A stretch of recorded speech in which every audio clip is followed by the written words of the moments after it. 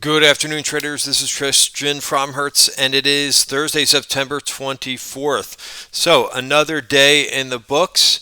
Everybody tired of September trading yet? Another, I would say, choppy day, whippy price action, kind of theme of the day. But it did give us some opportunities to kind of trade off the lows a little bit. It just, again, remains, I think, a bit challenging to kind of trade this market where you kind of start to go in one direction and it's either a headline or just, something else in general that kind of halts the move for the day. There's just not a lot of follow through, I would say, to moves, especially to the upside. We are, one of the things that I highlighted here. Whoops, this is from yesterday, so I take that out, or the other day. We remain in a short-term downtrend, right? And I'll go through the charts and kind of go over, a couple things, that I think needed to be taken out to the downside were taken out on the S&P side, not so much on the NASDAQ side, but I'll go over that in just a minute. Let me talk about today's performance. Again, I always have this sorted by percentage change from open because I kind of want to see if, obviously the overall performance for the day, which SPY was up 24 basis points. Q's also finished in the green, up close to about a 0.5% for the day. And you could see that that's not where we started the day. We started we started the day in the red. So there was that kind of continuation from last night, from yesterday's price action, right? We were kind of like flat for most of the overnight session, and as we got closer to the open, it just felt like we were going to spill a little bit, and things looked pretty weak. But we managed to come back a little bit. Let me just go over, and so like I said, for obviously end of day performance is most important, but I do like to see what things rallied. I thought the semiconductors were really interesting on the day. We did see some call buying.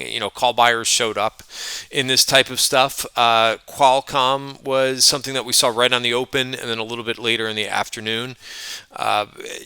Remember, like, again, I'll just kind of give my quick thoughts on, when I mentioned call buying and so forth. I know everybody has different views on option activity. Mine is that, two things basically. They could generate, when we see a lot of call flow and repetitive call flow where they're going after a name, going after a name, going after a name, it could create short-term momentum, right? So it can give you kind of a catalyst to day trade a little bit. But that's basically it. That's as far as it takes me.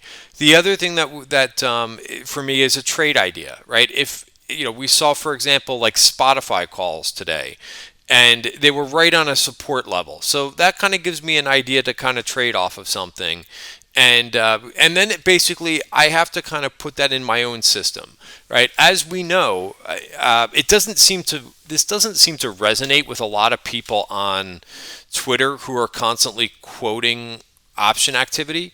But I tell you, like 50% of the stuff works, 50% of the stuff doesn't. If anybody has a ratio that tells me that it's more than a coin flip with option call activity or put activity, please let me know if there's a study. But I really think that, for as much as people quote option activity, it's really overused, right? So again, I do use it, but I use it to kind of help me generate some trade ideas and a little bit of momentum and to spot momentum for the day. But that's it. I don't view it as smart money. I view it a lot of times as dumb money. A lot of times we see call positioning go up and the name's up 5% and they top tick a name, right? And they buy it on the highs. And you won't see anybody who quotes this stuff ever mention the ones that don't work, right? They only mention the ones that do work. So for example, what I see a lot of people do is they'll quote 10 things that saw option activity and then they'll quote the 3 or 4 that actually work. The other 6 or 7 that they mention, you'll never see them make any reference of that call activity. So so let me get off the subject. I wanted to talk about the price action, but I did want to mention to you that there was a little bit of positioning in it because it was strong today. But so let's go through a couple of those names. I do like to kind of go. So here's what when I see, for example, call buying in Qualcomm. This was a name that I was in about a week and a half ago, and I sold out of it because it wasn't doing what I want it to do. So what I see for now in Qualcomm, if you like this name, is it's right now it's maybe showing a little bit of relative strength because it's not breaking down with the rest of the market, but it's in range. There's no particular signal, I would say, in it. For me, I would be watching for a break out of the range. And for me, that's top of value. That's 114.60. So rather than guess, right, just because there's some call activity on the tape, right, and we don't know what their position is. We don't know if that's somebody who is using calls for a particular reason. They could be substituting out of their stock position. Usually when they're swept and they're aggressive, they're usually not doing that. But it doesn't mean that they're going to be right just because they have an idea. So for me, I would take this and I would set an alert at 114.60. You're not going to miss that much waiting for that confirmation that it's getting out of the range, right? Or another thing that some traders do is they pre-position a little bit and start a position, and then basically say, even though there's no signal, they could pre-position a little bit with a stop of below value, which is around 107. All right. We also saw some call activity in AMD.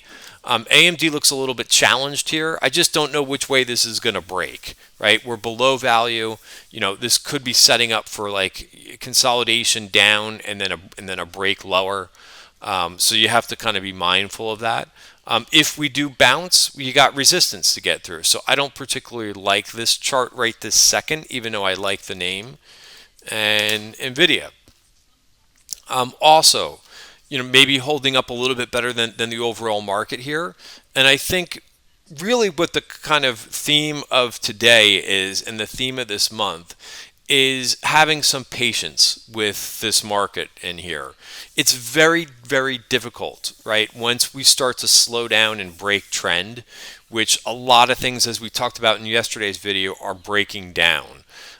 So these things you kind of have to have some patience and kind of see it through a little bit. I had a couple newer traders join me, and I think what happens is once I get a few newer traders in the Tribeca trade group room, everybody wants to know, like, hey, what's the trade? What are you doing? Like, and sometimes the best thing to do is just to kind of slow down a little bit and try to have some patience, as much as possible. And I know that's difficult, but if you're finding that you're getting chopped up in this market, best thing I could say, and I'm not giving any advice. There's no advice in this video. This is videos for information purposes only. But I would say trade less and trade smaller. Try to keep on less short-term positions, right? I have a couple different accounts. One is for trading, one is for longer term. And my trading account, I don't want to, build up a lot of positions, right? That's the main, that's the main thing, is the more positions that you have to deal with right now, the harder it is to kind of, be strategic and manage them very well. Because what's happening right now in this market is we rally a little bit and you're going to see your positions go up a little bit. And if you're not taking targets, an hour later, now the market's down, right? And you could be getting close to your stop price, right, for those types of things, or getting stopped out, and then just to see the name, rally back a little bit. So, so that's kind of the stage that we're at right now. And September. I'm looking forward to October already. So, I think it's a challenging market to trade. I mentioned I would talk. So those are a couple things. I mentioned Spotify, just to kind of show you what I was talking about that. Why I basically just, and for the most part, like all my trading today, I did not add any new positions. Just try to scalp a lot here and there, which again is not my favorite trade, but hey, that's what this market is giving us right now. And I got out of this thing. If you look at this spot, here's the trading blotter, which I show every day. Um, um, what did I do with the spot trade? Right? I mean, these are small targets, right? I hate taking targets like this for a couple bucks, but I'll tell you, that's all you're really getting, right? Because here's the hourly chart for this. We saw calls right basically on here, right around here, which kind of brought my attention to this 1 hour chart and said, hey, it's got some support to trade against. Let's see what it does, right? And the highest it got was 250. I took a target at 232, and then I unwound the position and said, "The hell with it." We're out of balance. Oh, maybe I didn't post it in here. Yeah. Oh no, here it is, right here. Out of the shares of this. So that's that. You could see Square. I also traded. I like this name a lot. You'll see me kind of return to some names. I traded PayPal earlier in the week. PayPal I was pretty smart in, I thought. I took my profits and ran because I just thought we had a lot of overhead, resistance to get through. So I traded it and kind of captured this move. And this one I timed perfectly. A lot of names I could tell you this week I haven't timed perfectly. Because if you're in these names too long, like if you enter a trade in here, uh, if you timed it right on the bottom, that's great. But, if you timed it in here and then it reverts all the way back, your trade is going to, if you're not taking targets and if you're not quick in this market right now, it's challenging. It's very challenging. So that's PayPal. Square, I was looking for a move possibly through value. My goal of the day, I entered somewhere around the open. I think in here, what time did I trade this thing? Or maybe I started right at the beginning of the day. Let's see. It's been a long day. Yeah, this was at 9:46. I think I almost hit my stop price at 9. Here we go. So I traded it on this big green bar. The reason why I almost got stopped out was because of this. It got into value. So fake move. Came in here. Almost got stopped out. Stayed with it, and I began to take some profits in Square. The highest one I took was 155. I was looking. I think I had another target at 156 and a half, and then a final target at 157. And unfortunately, it just didn't cooperate for the day. And once it broke back outside of value, I dumped it. Right, because again, I'm really following my rules right now. Even if I'm selling at the kind of the wrong time of the day, so be it. And if it bounces back 15 minutes later, it's going to happen right now in this market, right? You're just not going to be able to get every swing move perfectly, but it worked. Made a little bit of money in it, and that's kind of what today was all about. Just trying to, and you also see. For me, the only name that I traded, I think I traded a couple names in options, but I'm really trying to stick to trading stock because if you trade options, the market maker is just not going to give you, even if you get like in this Square trade, I would rather be in this thing at 151 and scalp it for $4 than try to wrestle with the market maker to try to get, who's going to be like 50 cents wide on the options. And if you don't time it perfectly, you're gonna miss your targets on it. So that's why I'm trading a bit more stock. Unless it's not too much of a volatile name, which is what I did with Home Depot. Where did Home again? I didn't stick in this. I didn't stay in this one either to watch the paint dry. I even said when I was taking targets in this thing, I said, I know that these are not big targets in here, but I would just err on the conservative side because I've seen too many trades that I've been up in, and then a half hour later, there's big red bars, and before you know it, the options are now less than what you paid for them. It happens really, really quick. So all in all, I'd say a decent trading day, but man, it's tight price action. One thing that I did notice today, before I go over the S&P charts, which I'm going to go over in just a second, is that I saw 3 different headlines today about COVID cases, and each one moved the market a little bit. So, for example, I saw one on Spain; their cases are going up. I saw one on how hospitalizations are going up in New York, which we really haven't heard too much about, right? New York was, remember, the epicenter of COVID in the U.S., and then the numbers went down, but the numbers are going up. So I think particularly outside, I'll go through the technicals. Don't worry, I always give you my opinion on the technicals, but from a little bit of these outside factors, no further stimulus, and COVID cases now increasing all over the place is going to be pretty messy, right? If this continues with this trajectory, just using a little bit of common sense. Not that they're going to kind of restrict everything. If these numbers get much worse in the U.S., I'm afraid to hear what is going to happen in terms of taking a step back with reopening things. A lot of businesses I don't know if are going to be able to manage through that without added stimulus. Where is this this headline that I'm referring to? UK reports here it is. UK reports 6,634 new virus cases, most since pandemic began. All right, so this is whether we want to hear this or not. Right, this is not it's not good news. It's not good news.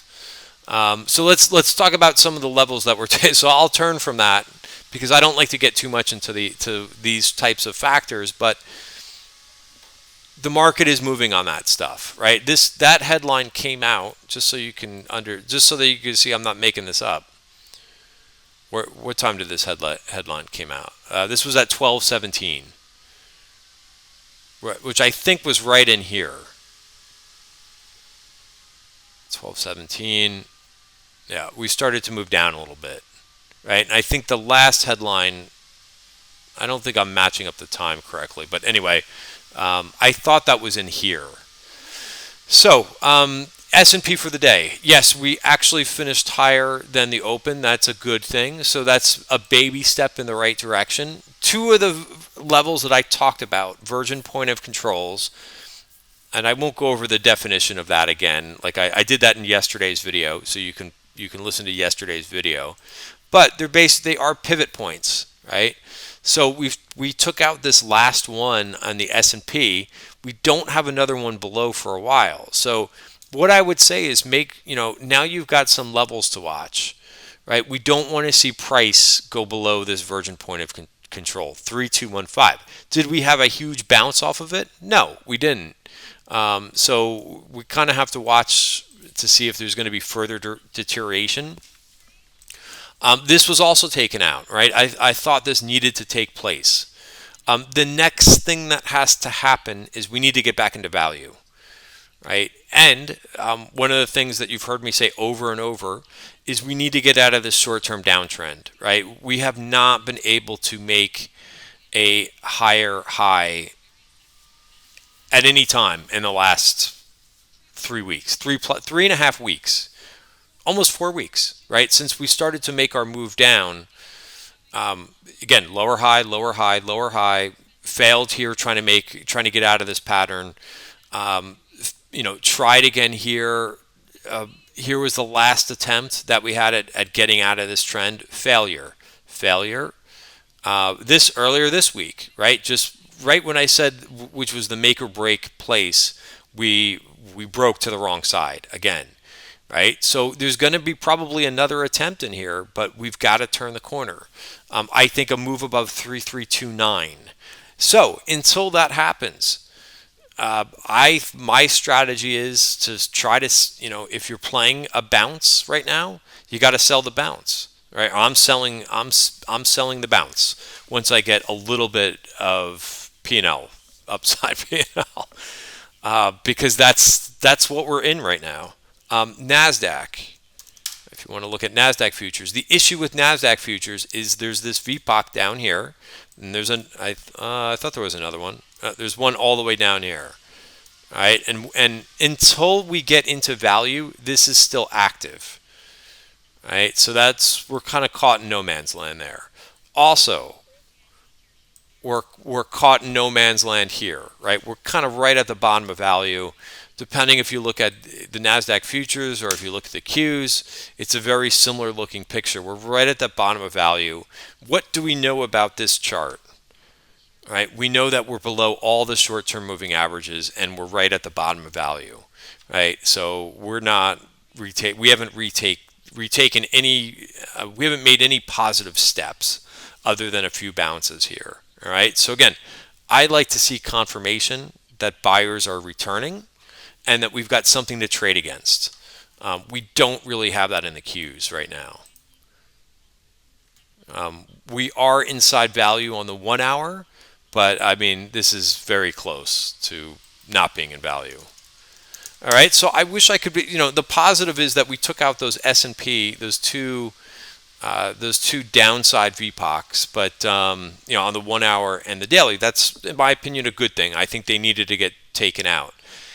Now we need to see the price action build a little bit. What was the put call ratio today? I know you can kind of see the equity put call ratio. It did finally jump up a little bit, right? So again, we want to see that fear in the market to remove that complacency, right? The reason I've had a couple conversations about this, so that you can kind of understand, how the put call ratio is used. I only use it to look at extremes, right? I like to see that there's fear in the market. Once people are scared a little bit, right, and are doing a lot of hedging, that's when the market can actually reverse and make a turn. I know that's kind of a little bit difficult to get your head around, but it's used as a contrarian indicator, right? When there's fear, when people finally have some fear in the market, that's when that's actually when, because again, it's kind of dumb money, right? People are hedging at the absolute worst time. That's what you kind of need to look for, is that there's a little bit of panic in people's eyes, and then we can possibly reverse. So, baby steps, right? We know this is still the weakest week of the year. We need to get out of this week. And some downside things were hit in the S&P, and we will see if we can build from there. Until then, no choice here but to kind of remain very nimble and light positioned, in case, we've talked about how there's been a huge deterioration in market breadth. Let's see how we'll leave with this. We'll see. I think it did improve a little bit, right? But we don't like to see market deterioration, right? We call that, the wind is at your face. So you could see this was a little bit better in terms of the advancers versus declines, but look at the 4-week new lows, right? A lot of names are breaking down. Only two new highs. That's TSX. No new highs for the S&P, 4-week highs, and 52 new 4-week lows. Not great. And also the decliners were very heavy in Nasdaq today. So again, I think just need a little bit more time, right? We don't want to get caught in a downdrift, as the decliners are continuing to outpace the advancers, and that should tell you it is what it is, right? There's more stocks that are going down right now than are going up. All right, guys, I'll leave it there for the night. Have a great night. See you tomorrow.